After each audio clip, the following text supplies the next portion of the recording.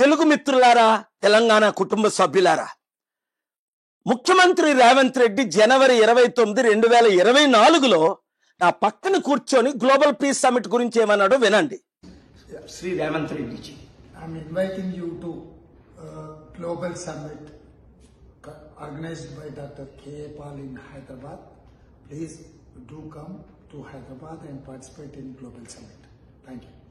విన్నారు కదా, చూశారు కదా. గ్లోబల్ పీస్ సమిట్లు నేను 2200 పెట్టాను. 155 దేశాల్లో సక్సెస్ అయ్యాం. ఆ కాలంలోనే అమెరికన్ ప్రెసిడెంట్లైన బిల్ క్లింటన్, జార్జ్ బుష్ ని హైదరాబాద్ పంపించాను. 700 కంపెనీలు తీసుకొచ్చాను అని మీ అందరికీ తెలుసు. అదే మాట రేవంత్ రెడ్డి అన్నాడు.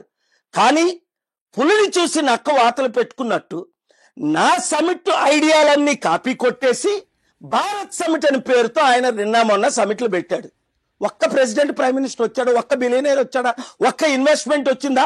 100 కోట్లు వేస్ట్ చేసి రాహుల్ గాంధీని పిలిపించుకున్నారు. ఒక బౌన్సర్ లాగా ఆయన చుట్టూ తిరిగాడు, కానీ ఎయిర్పోర్ట్ లో ఒక ముఖ్యమంత్రిలా బిహేవ్ చేశాడా?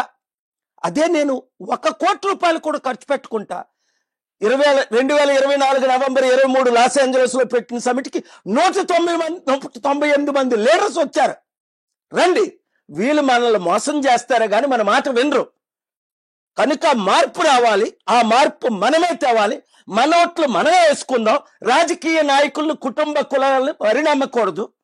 ఈ వీడియో అందరికీ షేర్ చేయండి, గ్రూపులు పెట్టండి. Thank you very much.